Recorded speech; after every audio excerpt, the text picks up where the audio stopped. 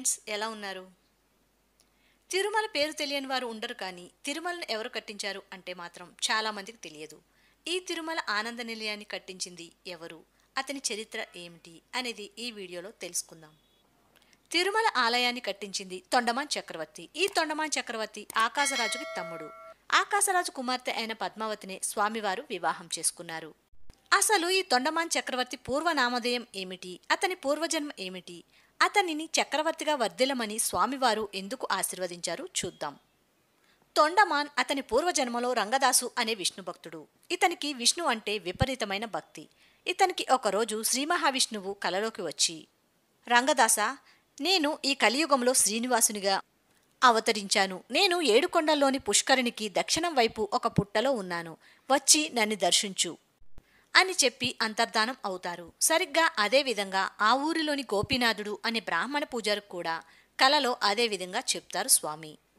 ఇక వారిరువురు తెల్లవారుగానే వారి కలలో చూసిన దాని గురించి ఆలోచిస్తూ శ్రీనివాసుని వెతుక్కుంటూ ఏడుకొండలను చేరుకుంటారు. ఇద్దరు ఒకరికి ఒకరు ఎదురుపడి దేనికోసం వెతుకుతున్నారు అంటూ ఇద్దరు శ్రీనివాసుని గురించి వెతుకుతున్నట్లు, ఇద్దరికీ ఒకే కల వచ్చినట్లు తెలుసుకుని ఆశ్చర్యపోతారు. ఇది అంతా విష్ణుమాయ అంటూ మరలా శ్రీనివాసుని కోసం వెతకటం ప్రారంభిస్తారు. అలా వెతుకుతూ స్వామివారి పుష్కరిణి దగ్గరకు చేరుకుంటారు. అక్కడకు దక్షిణపు వైపుగా వెళ్లి వెతకగా అక్కడ ఒక చింత చెట్టు కింద ఒక పెద్ద పుట్ట కనిపిస్తుంది. అది బంగారు కాంతులతో ప్రకాశిస్తూ ఉంటుంది. దగ్గరకు వెళ్లి చూడగా అక్కడ పుట్టలో శ్రీనివాసుడు కనిపిస్తాడు. వారిద్దరూ అపురూపమైన ఆ రూపాన్ని చూసి ఎంతో ఆనందపడి స్వామివారికి భక్తిపూర్వకంగా నమస్కరిస్తారు. ఆ తరువాత పుట్టకి క్షీరాభిషేకం చేయగా స్వామివారి రూపం బయటపడుతుంది. అలా వారిద్దరూ స్వామివారిని చూసి అక్కడే ఉండే అడవంతా తిరిగి పూలు పండ్లు తీసుకొచ్చి సమర్పిస్తారు. ఇలా రంగనాథుడు పూలు పండ్లు తేవడం, గోపీనాథుడు స్వామివారిని పూజించటం జరుగుతూ ఉండేది. ఇలా కొన్ని రోజులు గడిచాక స్వామివారి పుష్కరిణి వద్ద పూజకు కావలసిన పూల మొక్కలు, తులసి మొక్కలను పెంచేవాడు రంగదాసు. ఈ మొక్కలకు పుష్కరంలో ఉండే నీళ్లను పోసేవాడు. పుష్కరంలో ఉండే నీళ్లే కాకుండా అక్కడ ఒక బావి తవ్వి అందులో ఎప్పుడూ నీరు ఎండిపోకుండా ఉండేలా చేసి వీటిని మొక్కలకు పోసేవాడు. అలా అవి పుష్పించిన పూలను తీసుకొచ్చి గోపీనాథుడికి అందించేవాడు. అతను స్వామివారిని ఈ పుష్పాలతో అలంకరించి పూజించేవాడు. ఒకరోజు ఒక గంధర్వరాజు అంతఃపుర స్త్రీలతో పుష్కరిణిలో జలక్రీడలాడుతూ ఉన్నాడు. అక్కడ పూల మొక్కల నుండి పూలను కోసేందుకు వచ్చిన రంగదాసుడు వారిని చూస్తాడు. వారిని చూసిన తక్షణం అతని మనసులో, ఏమి వీరి వైభోగం, వీరు ఎంతటి అదృష్టవంతులో కదా, వీరి జీవితం ఎంత విలాసవంతంగా ఉంది అనుకుంటూ వారినే చూస్తూ అలా ఉండిపోతాడు. పూలను తీసుకువెళ్లి గోపీనాథుడికి ఇవ్వాలి, స్వామివారి కైంకర్యానికి సమయం అవుతుంది అనే ధ్యాసనే మర్చిపోతాడు. అలా కొంత సమయం గడిచింది. పుష్కరిణి నుండి ఆ గంధర్వరాజు వెళ్ళిపోతాడు. అప్పుడు రంగదాస్కి పూల విషయం గుర్తుకొస్తుంది. అతను మనసులో, అయ్యో, ఎంత పెద్ద తప్పు చేశాను, స్వామివారి పూజా కైంకర్యం ఈరోజు నా వలన ఆగిపోయింది అంటూ కన్నీరు మున్నీరుగా, స్వామి, నేను చూసిన ఇహలోక వ్యామోహం వలన తమరి పూజకు పుష్పాలు సమర్పించటం మర్చిపోయాను, నన్ను క్షమించండి స్వామి అంటూ వేడుకుంటాడు. ఎప్పుడైతే రంగదాసుడు స్వామివారిని ప్రార్థిస్తాడో అప్పుడు సాక్షాత్తు శ్రీనివాసుడే ప్రత్యక్షమై రంగదాసునితో, చింతించకు, నువ్వు నాకు ఎంతో ఇష్టమైన భక్తుడవు, నువ్వు నన్ను ఎంతో భక్తిగా పూజించావు, వివిధ పుష్పాలను నాకు సమర్పించావు, ఈ ఒక్క చిన్న తప్పుకే ఎందుకు చింతిస్తావు, నీకు కూడా భోగాలను అనుభవించాలని తలంపు వచ్చింది కనుక వచ్చే జన్మలో రాజువై జన్మించి సకల భోగాలను అనుభవింతువుగాక అని అంటాడు.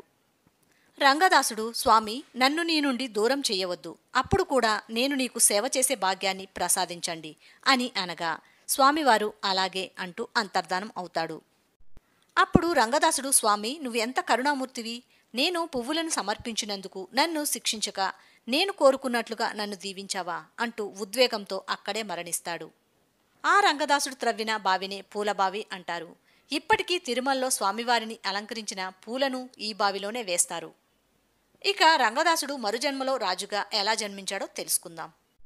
ఒకనాడు సుదర్శుడు అనే మహారాజు వెంకటాచలానికి వేటకు వెళ్తాడు.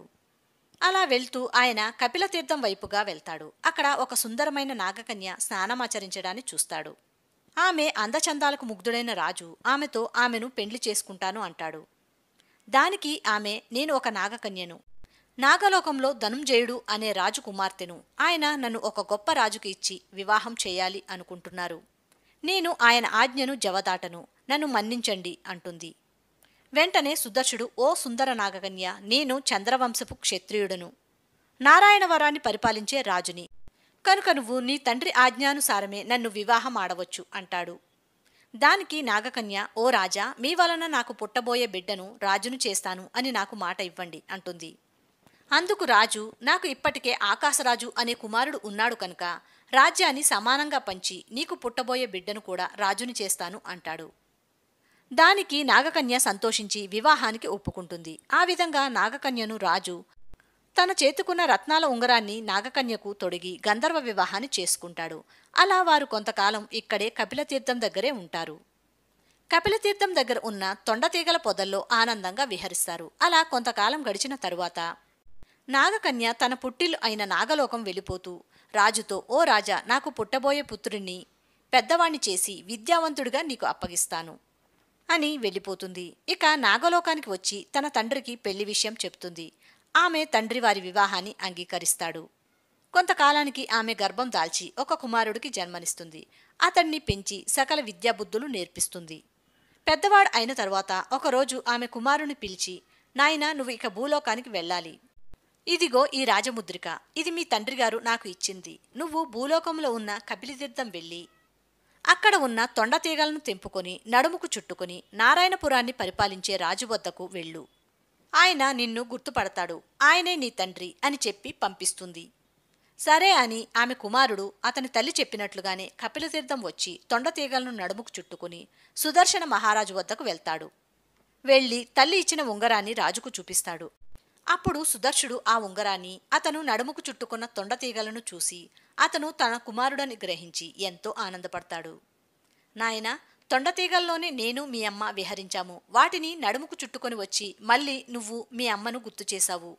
అందుకే ఆ గుర్తుగా నీకు తొండమాన్ అనే పేరు పెడుతున్నాను అంటూ అతని తల్లికి ఇచ్చిన మాట ప్రకారం రాజ్యాన్ని 2 భాగాలుగా చేసి నారాయణపురాన్ని ఆకాశరాజుకి ఇస్తాడు. ఆకాశరాజు పద్మావతి అమ్మవారిని పెంచిన తండ్రి, శ్రీనివాసునికి మామగారు. మరో భాగాన్ని తొండమానుడికి ఇచ్చి దానికి తొండమనాడు అని నామకరణం చేసి, ఈ భాగాన్ని నువ్వు పాలించుకో నాయనా అంటాడు. అలా తొండమానుడు భూలోకంలో తొండమనాడుని ధర్మబద్ధంగా పాలిస్తాడు. ఇదిలా ఉండగా ఆకాశరాజు కుమార్తె అయిన పద్మావతి అమ్మవారిని శ్రీనివాసునికి ఇచ్చి అంగరంగ వైభవంగా వివాహం చేస్తారు. కొంతకాలానికి ఆకాశరాజు అనారోగ్య కారణంగా మరణిస్తాడు. ఆకాశరాజుకి ఒక కుమారుడు కూడా ఉన్నాడు. అతడి పేరు వసుదాముడు. ఆకాశరాజు చనిపోయిన తరువాత వసుదాముడు ఆ రాజ్యాన్ని పరిపాలించాలి కదా, కానీ దానికి తొండమానుడు ఒప్పుకోడు. నీ తండ్రి తర్వాత తండ్రి లాంటి వాడిని కాబట్టి మొత్తం రాజ్యాన్ని నేనే పరిపాలిస్తాను అంటాడు. అందుకు వసుదాముడు ఒప్పుకోడు. దాంతో వీరిద్దరూ యుద్ధానికి పూనుకుంటారు. అప్పుడు వసుదాముడు యుద్ధంలో గెలవాలి అంటే బావా నా వైపు ఉండాలి అంటూ అక్క అయిన పద్మావతికి చెప్తాడు. అలానే శ్రీనివాసును కూడా ప్రార్థిస్తాడు. సరే అంటాడు శ్రీనివాసుడు. ఇక తొండమానుడు కూడా స్వామివారిని వేడుకుంటాడు. మీరు నా వైపు ఉండాలి అంటాడు. దానికి స్వామివారు, నేను వసుదాముడి వైపు ఉంటాను అని మాటిచ్చాను కనుక నువ్వు వేరే ఏదైనా కోరుకో అంటాడు. దానికి తొండమానుడు, స్వామి, మీతో సమానమైన మీ పంచజన్యాన్ని సుదర్శన చక్రాన్ని నాకు ఇవ్వండి, అప్పుడు మీరు నాతో ఉన్నట్టే కదా అంటాడు. సరే అని పంచజన్యాన్ని సుదర్శన చక్రాన్ని తొండమానుడికి ఇస్తాడు స్వామి. ఇక ఇద్దరి మధ్య యుద్ధం జరుగుతుంది. వసుదాముడి సైన్యం అంతా మరణిస్తాడు. అప్పుడు స్వామివారు యుద్ధానికి వస్తారు. తొండమానుడి సైన్యం మొత్తం స్వామివారి చూపుతోనే మరణిస్తుంది. అప్పుడు తొండమానుడు ఎలాగైనా తానే గెలవాలని స్వామివారిపై తన వద్ద ఉన్న సుదర్శన చక్రాన్ని విసురుతాడు. అది వెళ్లి స్వామివారి తలకు తగులుతుంది. అప్పుడు ఆయన అక్కడ యుద్ధభూమిలో మూర్ఛపోతారు. ఇది తెలిసిన పద్మావతి అమ్మవారు అగస్త్య మహాముని అక్కడికి వచ్చి యుద్ధాన్ని తక్షణమే ఆపేయమని చెప్పి తొండమానుడికి వసుదాముడికి సంధి చేసి వసుదాముడికి తన తండ్రి రాజ్యాన్ని తిరిగి ఇప్పించి పంపిస్తారు. ఇంత జరిగినా కూడా తొండమానుడికి అతడి పూర్వజన్మ గుర్తుకురాదు. ఇక స్వామివారు శంకుచక్రాలను ధరించటం మానేస్తారు. తొండమానుడికి ఇచ్చిన కారణంగా చాలా కాలంగా వాటిని ధరించరు. ఇలా కొంతకాలం గడిచిన తరువాత తొండమానుడు తన రాజ్యాన్ని, వసుదాముడు తన తండ్రి రాజ్యాన్ని పరిపాలిస్తూ ఉంటారు. ఒకరోజు తొండమానుడు పద్మావతి అమ్మవారిని చూడటానికి వచ్చి, లోకజ్ఞానుల అందరూ మిమ్మల్ని పురుషోత్తముడు అని పొగుడుతున్నారు. మీరు నన్ను అనుగ్రహించి నా పూర్వజన్మ గురించి చెప్పండి అంటాడు. అప్పుడు స్వామివారు, పూర్వజన్మలో నువ్వు నాకు ఎంతో ఇష్టమైన రంగదాసు అనే భక్తుడివి. నా కోసం పూల తోటలను పెంచి వివిధ పుష్పాలను నా పూజా కైంకర్యాలకు భక్తితో సమర్పించేవాడివి. ఎల్లప్పుడూ నా ధ్యాసలోనే ఉండేవాడివి. కానీ ఒకరోజు నువ్వు చేసిన నీ ఆలోచన వల్ల నీకు ఈ జన్మ వచ్చింది అని చెప్పి వివరించటమే కాకుండా ఈ జన్మలో నువ్వు నాకు ఒక ఆలయాన్ని కట్టడంతో నీ జన్మ చరితార్థం అవుతుంది అని చెప్తారు. దానికి తొండమానుడు ఎంతో సంతోషించి స్వామివారిని పలు విధాలుగా స్తుతించి, స్వామి మీరు ఎక్కడ ఆలయాన్ని నిర్మించమంటారో చెప్పండి, అక్కడే నిర్మిస్తాను అంటాడు. అప్పుడు స్వామివారు పద్మావతి అమ్మవారు, వకులమాత, వరాహస్వామివారి వద్దకు వస్తారు. ఆయన పుష్కరిణి వద్ద దక్షిణ దిక్కుగా నిర్మించమని చెప్తారు. ఇక్కడ తూర్పు ముఖాన ఆలయాన్ని 2 గోపురాలు, 3 ప్రాకారాలు, 7 ద్వారాలు, ధ్వజస్తంభము ఉండాలి. ఆలయంలో ఆస్థాన మండపము, యాగశాల, గోశాల, ధాన్యాగారము, ఆగ్నేయంలో పాకశాల ఎదురుగా ఒక బావి ఉండాలి. నాకు ఎదురుగా గరుడికి ఒక గుడి ఉండాలి అని సెలవిస్తారు. దానికి తొండమానుడు స్వామి మీ అనుగ్రహం, అలానే చేస్తాను అంటాడు. ఇక ఆలయం నిర్మాణం ఎలా జరిగింది, ఆ రహస్యాలు ఏమిటి అనేది నెక్స్ట్ వీడియోలో తెలుసుకుందాం. Until that take care, by by. Thank you for watching. Please like, share and subscribe.